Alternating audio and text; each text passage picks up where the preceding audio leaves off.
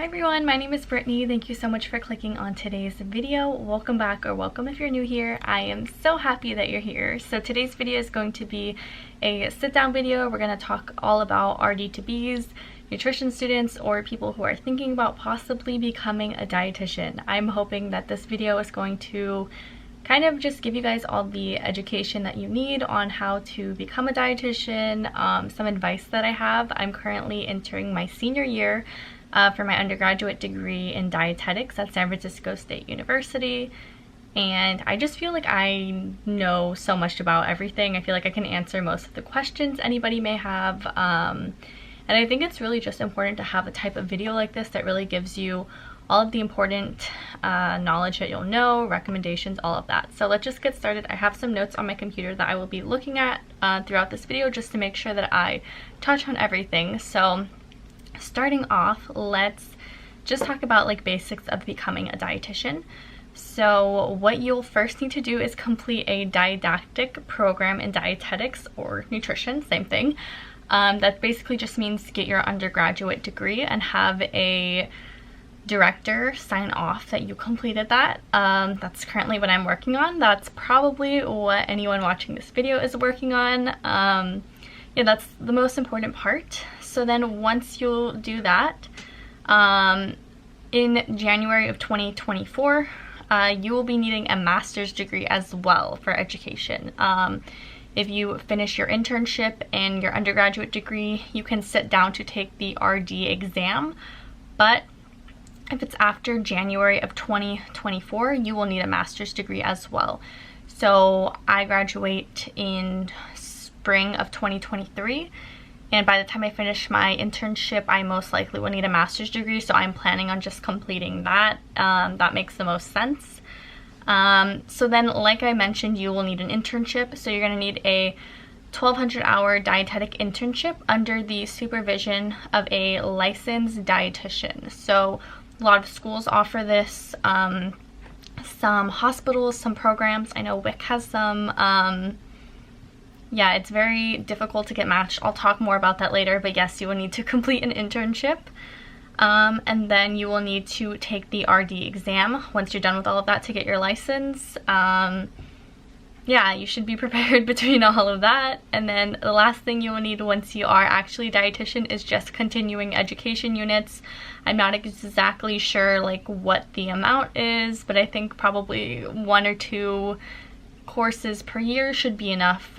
This just shows them that you are continuing to learn, because like nutrition knowledge, it's always changing. You know, as more research comes out, it's just always changing. So you want to make sure that you are keeping up with that so you can know how to best help your clients. So yeah, that is how to become a dietitian. So now we are going to talk about what I wish I knew before studying dietetics.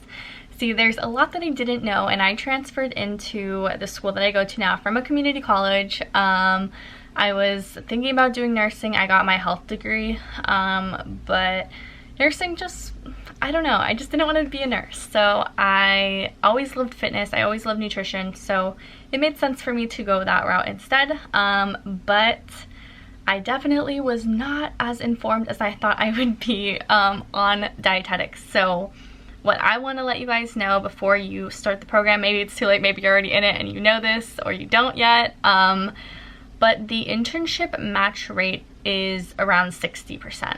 So that means it might even be less than this now, but about 40% of people don't get matched to any internship at all. And you can only get matched like twice a year, typically only in the fall, but there are some other ones, maybe 3 times a year. It really depends on what you're going for, but typically you'll have a match in the fall or the spring.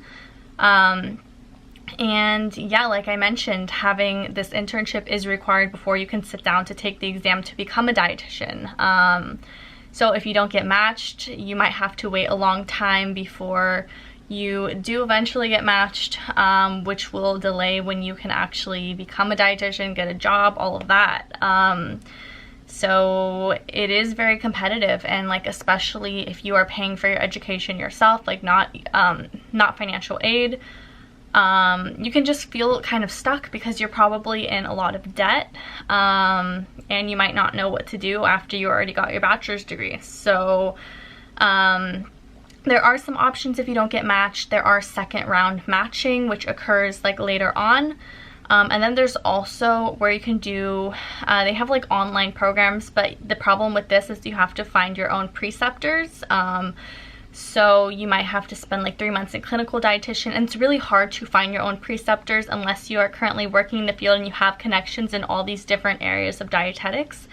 But it is definitely difficult. And I know some other options are, there are jobs that you can get with a bachelor's degree in nutrition, such as a DTR. I think it's dietetic technician registered. You can sit down to take that exam right after you finish your bachelor's degree. It definitely pays less, but you can work in the field, and hopefully that would increase your chances of getting matched. But other than that, if you are interested in like culinary school, you can do that. There's just a few different routes you can go if you don't get matched and you want to start right away. But I think if you do have a coordinated program in your area, that would be the best route. My school, San Francisco State University, and pretty much all the schools near me, they're not coordinated. So what that means is that you do your bachelor's degree and then you have to do your internship separately. Coordinated basically means it's similar to a nursing program where you have like days of work, you know, like your clinicals, and then you'll have days of school, and your school is the one who provides all of that. But yeah, unfortunately, there's none like that. I think there's Point Loma University in California. I think there's really only like 2 or 3 in California. I don't know about other states, but unfortunately, there's not more. So yeah, that was not an option for me, but if there is a coordinated program, I highly recommend it because you don't have to worry about this horrible match rate. So the next thing I wanted to touch on about what I wish I knew is how expensive it all is. Like, cost of education, internship, and like the time spent on everything is a lot. There's so much unpaid work. Like my school is around $8,000 a year. I do get some financial aid, but it's definitely not enough to cover everything. And the internship at my school, San Francisco State University, which is the one I hope to get into, is $15,000. Internship is around 9 months to 12 months, and that is a lot of money, and there's no financial aid for the internship. And then if you factor in the cost of a master's program, the master's program I want to go to is like $22,000, I think. That's just so much money right there. And you know, I don't have student loans right now, but if you do have to take out student loans, that amount just adds up so quickly, and especially if you don't get matched right away, it's definitely scary. It's like, what do you do? You're already in so much debt and you still don't have a job, and even once you do get the job, it doesn't pay like so much. It doesn't pay like $150,000 a year, where, you know, like having that much debt would be like fine. So yeah, I don't know, it's a lot to think about. But like what I've been doing is I've been working ever since I've been in college, really since I've been in high school I've been working, not in the field, but yeah, just getting as much experience as you can, saving up your money, just kind of being cautious about what you spend your money on is really important, because you know, you are going to have to pay that. And another thing is, when you do your internship, you're going to be working full-time unpaid. Like, you're paying them to work full-time basically. But the thing is, it's really hard to have another job on top of that, because you know, you are working full-time. Like, you might, what I'm going to do is do my internship and master's program at the same time. I'll try to find an online master's program, but yeah, working on top of that is impossible for most people. I mean, maybe if you really balance your time and you can find a job that's just on the weekends, you might be able to make it work, but I think overall it would be pretty difficult. So now we are going to talk about overall tips to get matched to an internship or a master's program. So the number one most important thing is volunteer, volunteer, volunteer. Work in the field if you can. All of this is so important, and it will greatly increase your chances of getting into an internship or master's program or whatever you want to do after you're done with your bachelor's degree. So ever since I transferred, I was technically in my second semester as a sophomore, just how my class is laid out, because I didn't have one class that I needed to be a junior, long story short. But ever since I transferred, I got involved in the Student Nutrition and Dietetic Association at my school. They had like a subcommittee where you teach elementary school students nutrition. So ever since that, I did that. I got around 40 hours of 40 volunteer hours per semester is what I'm trying to get at. So yeah, now it's my third semester with them. And I also applied to lead it for the next school year. So I got chosen. I have 2 other co-leaders, and that's a great way to get involved, show leadership skills that the internships are really going to look for, and also give you hours. So I say 500 hours makes you competitive. I think 200 is generally like the minimum that they want, but yeah, definitely do more if you can. Another thing that I've been doing is volunteering at the food bank. So I think no matter what city you live in, you should have a food bank or food pantry or something, like maybe a WIC or I don't know, just like some type of thing that maybe cooks food for people in need. Or we also have Meals on Wheels. Anything like that would really be great to show that you are interested in helping the community. All of those hours you can count towards your internship. I think from the food bank I have around 60 hours. I've only been doing it this past semester, which is just ending, but yeah, it's a lot of fun. I really enjoy getting to know my community and everything like that. But yeah, that's good. And then another thing, I've been volunteering at another subcommittee. It's just sports nutrition. We talk about like nutrition research and all of that. And then another thing that I will be starting in August, when I technically am a senior, is I'll be writing the newsletter for the Student Nutrition and Dietetic Association at my school. This is just another leadership thing that I wanted to do. I think it's good. It will show that I am very involved in it. Yeah, I mean, whatever you're interested in. Like, I really enjoy making like nutrition graphics for my own Instagram account, so writing a newsletter and like adding all the cute graphics and all of that is really interesting to me. So just do whatever is interesting. Most schools, if not all, should have a nutrition and dietetic association, and if your school doesn't, then you should make one if you want. But I don't know, I think it would be really good. But yeah, another thing that I recommend is working in the field if you can. So up until now, I have not worked in the field at all. I've thought about working in the field, but clinical dietetics isn't my thing, and most of the jobs are only in clinical dietetics.